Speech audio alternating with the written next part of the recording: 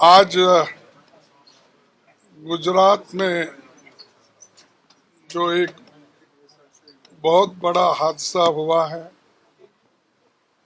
और उस मुरब्बी डिस्ट्रिक्ट में जो हैंगिंग ब्रिज टूट गया है, जिसमें सैकड़ों लोग चढ़कर गए थे, तो कम से कम अब तक के रिपोर्ट के मुताबिक 138 से 140 लोग मृत्यु हो चुकी है। तो हम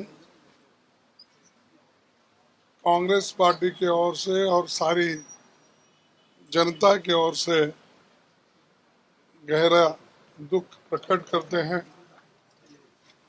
और हम उन आत्माओं को श्रद्धांजलि अर्पित करते हैं और जो मृतक कुटुंब है उनको उनके कुटुंब को शांति मिले और ये दुखद घटना को सहन करने की शक्ति भगवान उनको दे।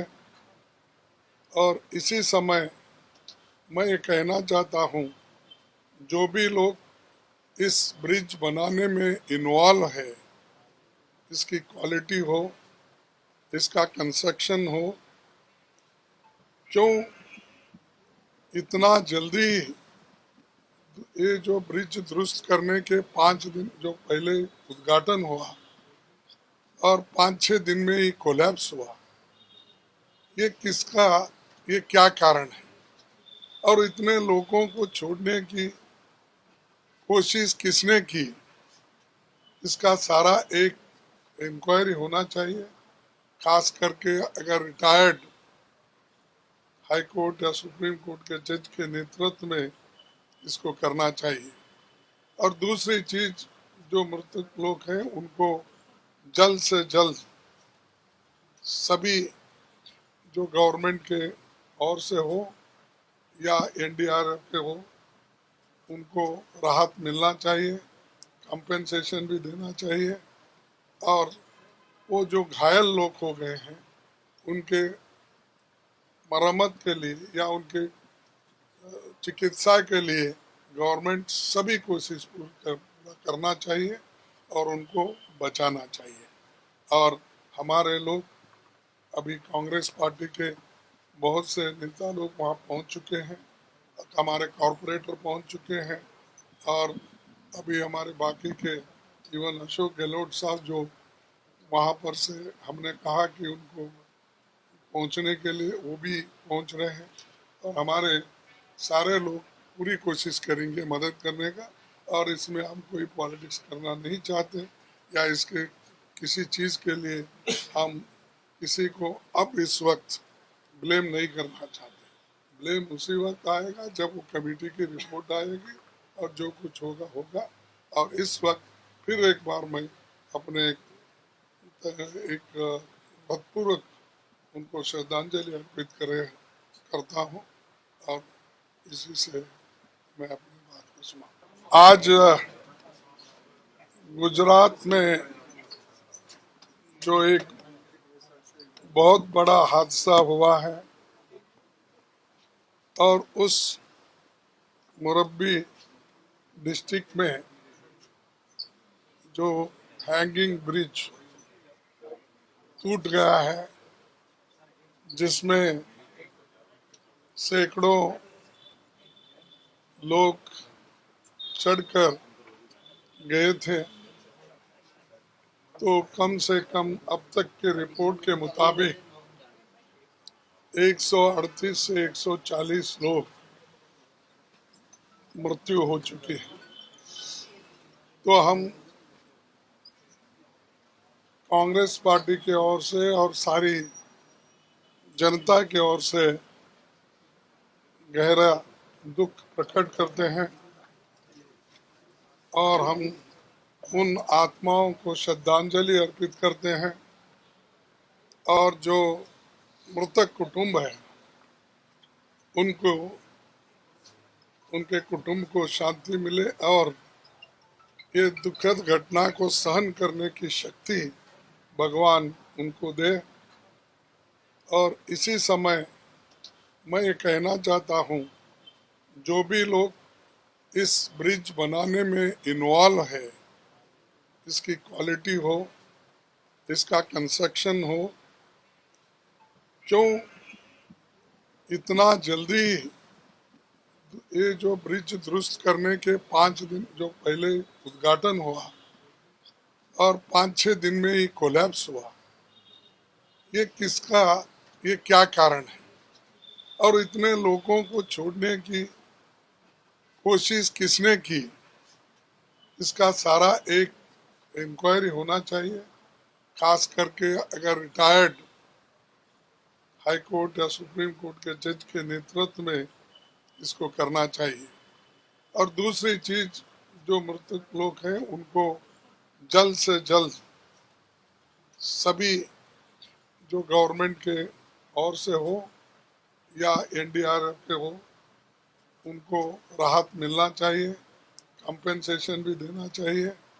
और वो जो घायल लोग हो गए हैं उनके मरम्मत के लिए या उनके चिकित्सा के लिए गवर्नमेंट सभी कोशिश करना चाहिए और उनको बचाना चाहिए।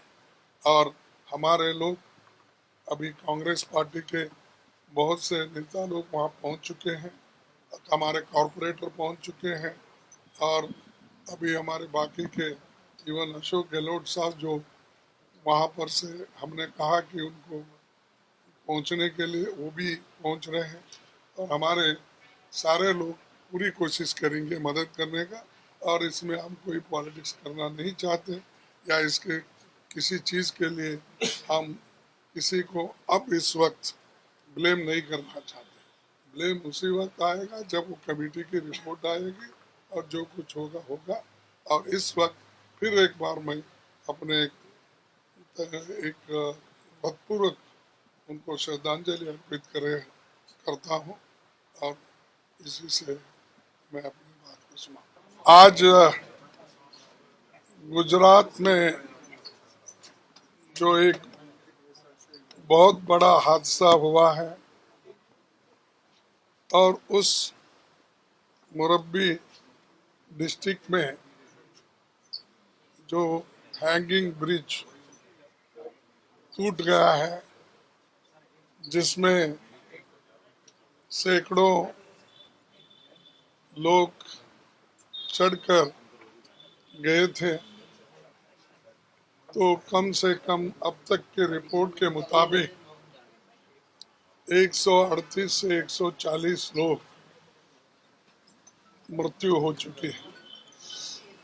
तो हम